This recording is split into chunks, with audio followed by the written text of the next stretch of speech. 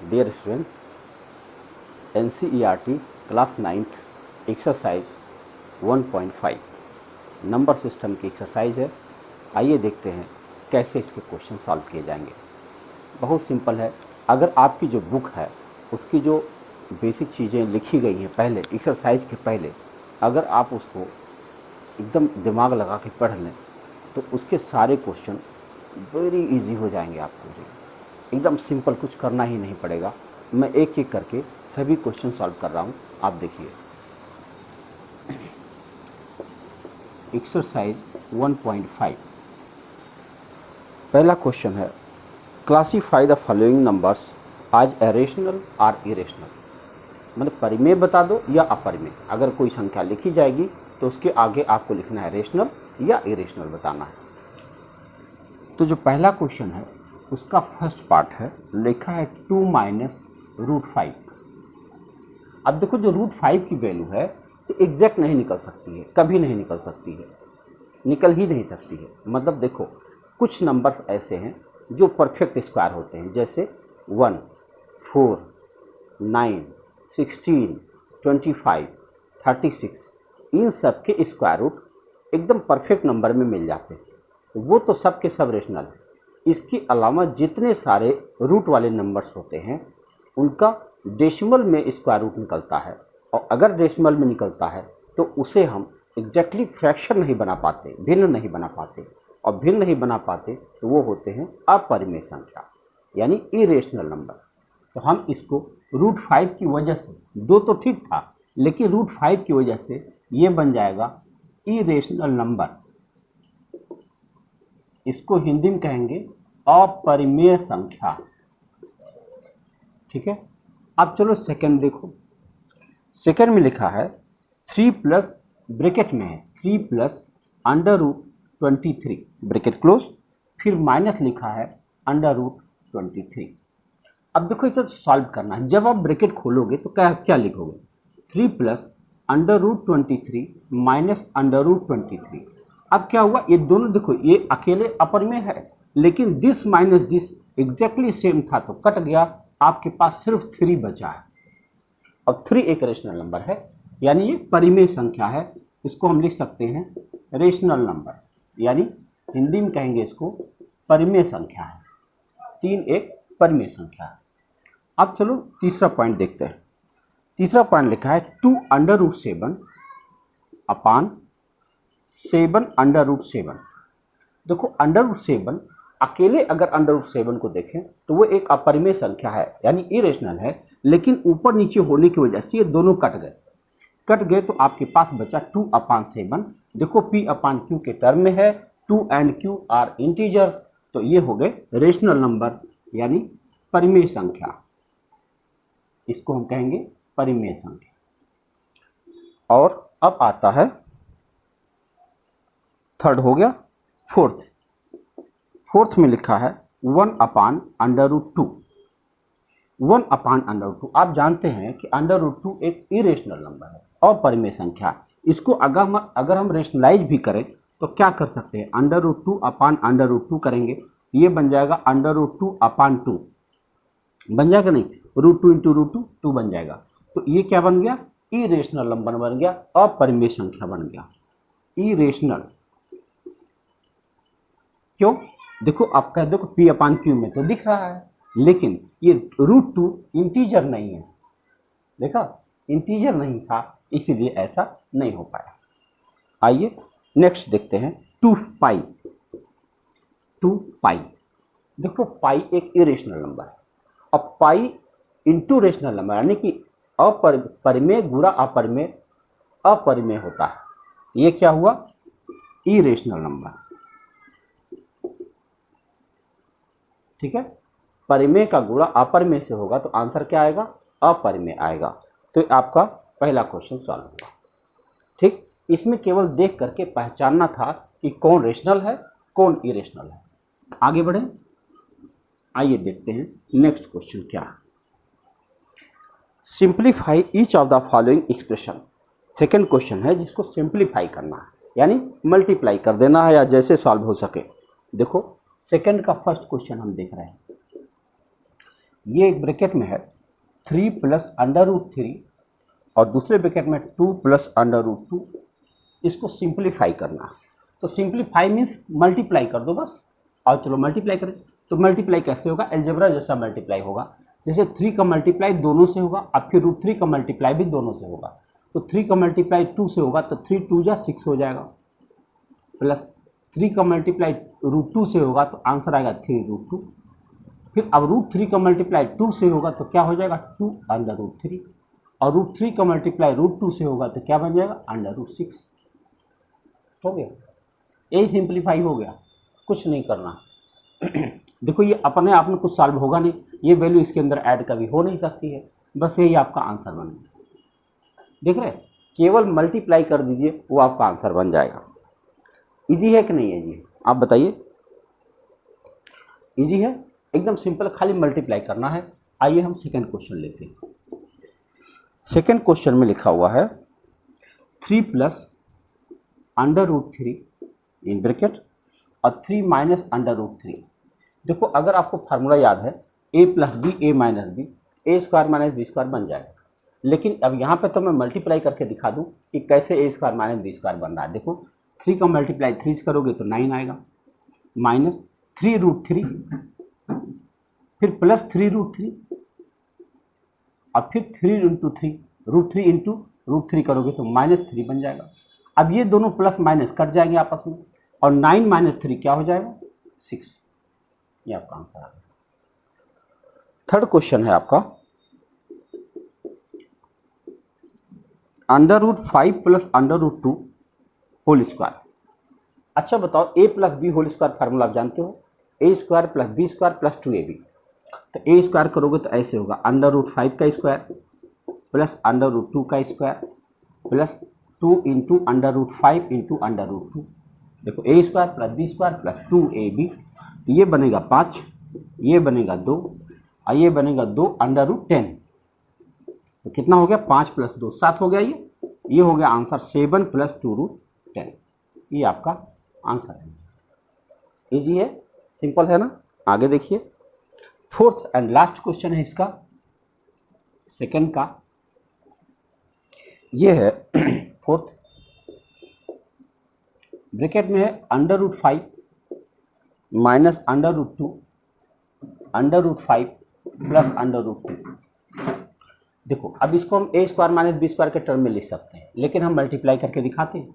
इसका पहले इससे मल्टीप्लाई करोगे तो हो जाएगा केवल 5, फिर इसका इससे मल्टीप्लाई करोगे तो क्या बन जाएगा प्लस रूट 10, फिर इसका इससे मल्टीप्लाई होगा तो हो गया माइनस रूट 10, और फिर इसका इससे मल्टीप्लाई होगा तो -2। देखो plus root 10 minus root 10 cancel हो गया, 5 में से 2 माइनस करोगे तो आंसर 3 आ जाएगा। तो आपका सेकंड क्वेश्चन फिनिश हो गया। आइए अब देखते हैं थर्ड क्वेश्चन में क्या है। इतना सिंपल चैप्टर है, कुछ करना नहीं है, बस केवल लिखते जाइए, आंसर होता जाएगा। क्वेश्चन 3 में है recall pi is a defined as a ratio of circumference say C of a circle to at diameter say D. Circumference को सी से डिनोट करना है और डायमीटर को डी से डिनोट करना है। मीन्स हम कह सकते हैं pi is equal to C minus D. बिल्कुल सही है।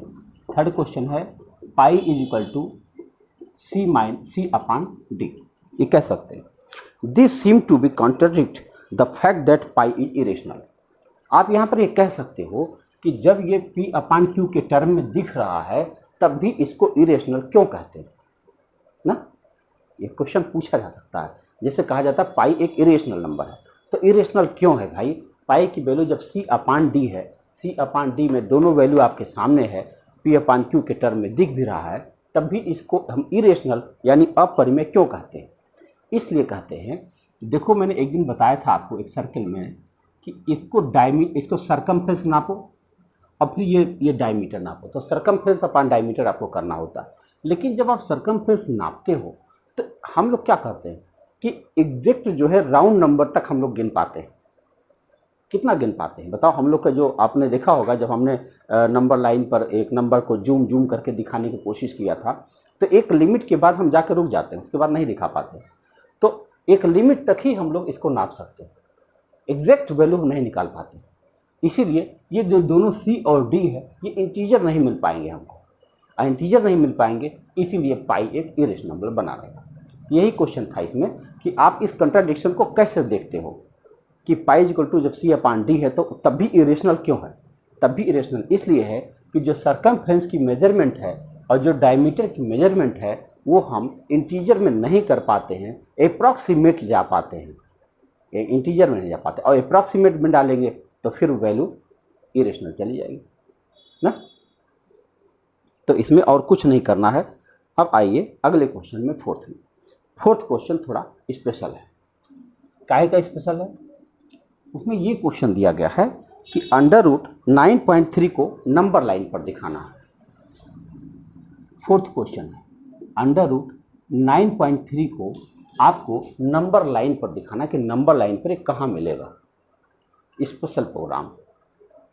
देखो, इसको नंबर लाइन पर दिखाने के लिए बहुत काम करना है। देखो कैसे करोगे। पहले हम एक लाइन खींचते हैं ऐसे बड़ा, और यहाँ से मान लो इस पॉइंट का नाम हमने ए रख दिया, तो इस पॉइंट तक जाते हैं और इस डिस्टेंस को हम कहेंगे 9.3 सेंटीमीटर की हमने एक लाइन खींच दिया। अभी हमने नंबर लाइन नहीं खींचा, ऐसा ही एक सिंपल लाइन खींच दिया, ठीक है। अब इसके बाद क्या करना है कि 1 सेंटीमीटर और आगे बढ़ना है। यहाँ पर एक पॉइंट और बना दो। मान लो ये ए है, ये बी है, और इसका पॉइंट मैंने सी ले लिया, ठीक है। ये 1 सेंटीमीटर, ध्यान रखना, यहाँ से यहाँ तक 9.3 सेंटीमीटर है और ये 1 सेंटीमीटर, ठीक। अब क्या हुआ, ए और सी जो फर्स्ट पॉइंट है और लास्ट पॉइंट है, इसको जस्ट हाफ करो आप उससे, कैंपस से कर सकते हो। जस्ट हाफ कहाँ जाएगा? कुछ इस जगह पे जाएगा। वो होगा कितना? ये डिस्टेंस कितना होगा बताओ? 9.3 था और प्लस 1 करोगे तो 10.3 हो जाएगा। अब 10.3 का अपान 2 करना पड़ेगा, अपान 2 ये पोर्शन आएगा, ठीक है। अब इसको अगर हम 10.2 का अगर हम पॉइंट करेंगे तो ये कहाँ से बन जाएगा? अगर इसको छोटा करें जाएगा 2 5 या 10, 0.21 या 2, 2 5 या 10, तो ये हो जाएगा 5.15। यहाँ से लेके यहाँ तक की वैल्यू क्या आ जाएगी? 5.15 आ गई। अच्छा बताओ, यहाँ से लेके ये वैल्यू, यानी कि इसको हम ओ मान ले, तो ओ से लेके सी तक की वैल्यू भी 5.15 आएगी। लेकिन ये तो वैल्यू इतनी है, 1 है, कन्फर्म है, तो ये जो वैल्यू आएगी ये कितनी हो जाएगी? 5.15 में से 1 माइनस करोगे तो 4.15 हो जाएगी, 4.15 हो गई।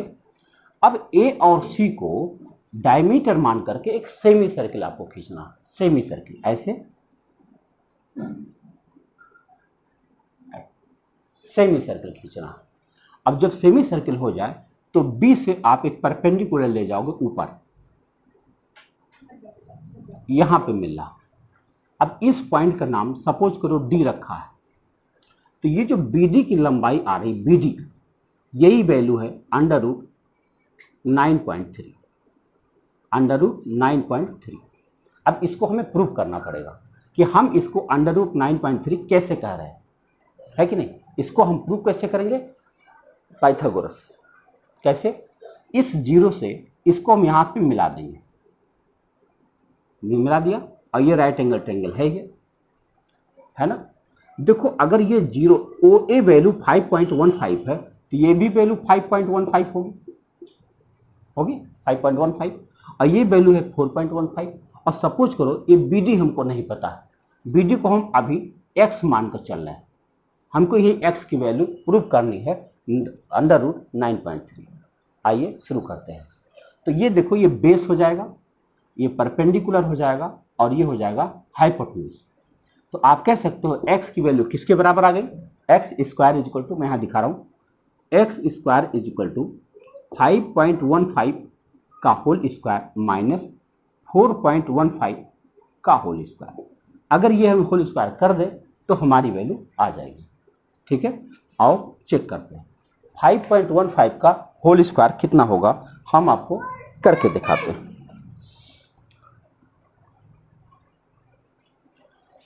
जब हम 5.15 की वैल्यू 5.15 कैलकुलेटर से कर दे रहे हैं चेक कराने के लिए, तो ये वैल्यू आ जाएगी 26.5225 माइनस, अब हम करेंगे 4.15 का स्क्वायर, चेक करा रहा हूं बस, ये आ जाएगा 17.2225। बताओ ये वैल्यू कितनी आ जाएगी, माइनस करते हैं तो माइनस करेंगे कितना हो जाएगा 26.5225, तो ये वैल्यू आ जाएगी 9.3। सोचो एक्स स्क्वायर की वैल्यू अगर 9.3 आ गई तो एक्स की वैल्यू क्या आ जाएगी, √9.3। This is our answer. ये थोड़ा सा मज़ेदार काम है, बहुत इंटरेस्टिंग है, ज़रूर लगाइएगा। ये जो आपने देखा होगा यहाँ मैंने कैलकुलेटर का इस्तेमाल किया, लेकिन अगर आप इसको फ्रैक्शन में रखते तब भी हो जाता। देखो जैसे ये हम 10.3/2 किए थे, अगर ये रखते तो भी हो जाता और शायद कैलकुलेटर का इस्तेमाल भी ना करना पड़ता। करके दिखाऊं, और देखता हूँ। देखो अगर इस वैल्यू को हम 10.3/2 करते हैं तो 0 बढ़ा दे, डेसिमल चला जाएगा, ये हो जाएगा 1.103/20, और उसके बाद फिर 103 का तब भी लिखना पड़ेगा। तो चेक करने के लिए तो आप इस्तेमाल कर सकते हैं, और इस तरह से ये क्वेश्चन बहुत ज़बरदस्त आपका आ जाता है। आपका ये क्वेश्चन था कौन सा नंबर, ये था चौथा नहीं था, हाँ चौथा था। अब पांचवा आखिरी क्वेश्चन है इस एक्सरसाइज का। देखो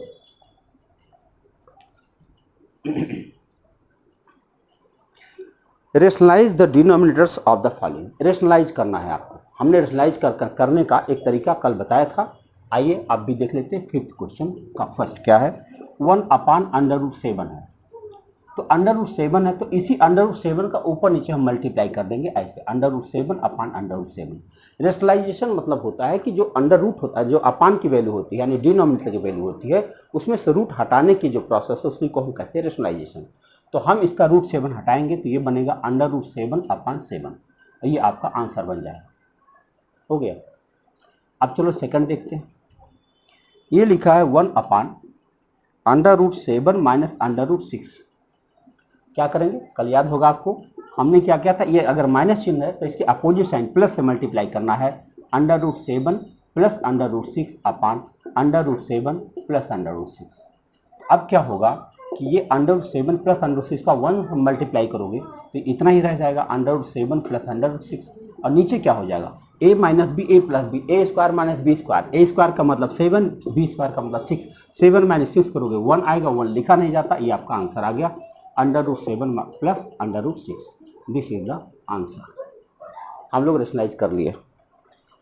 थर्ड क्वेश्चन है आपका 1/√5 + √2। तो √2, अब इसको मल्टीप्लाई करेंगे, प्लस है तो माइनस से मल्टीप्लाई करेंगे, √5 - √2/√5 - √2। अब ऊपर मल्टीप्लाई करोगे 1 से तो आएगा √5 - √2, और नीचे क्या आ जाएगा 5 - 2, a² - b², 5 - 2 मतलब 3। तो ये आपका आंसर बन गया। आप इसको ऐसे भी लिख सकते हो 1/3 √5 - √2। तो ये देख रहे हैं आप कि कितने आसानी से हम लोग इसको रेशनलाइज कर दे रहे हैं। और एक आखिरी क्वेश्चन है आपका फोर्थ, वो भी देख लीजिए। तो ये एक्सरसाइज आपका एग्जैक्टली फिनिश हो जाएगा। ये है 1/, ये फोर्थ है 1/√7 - 2।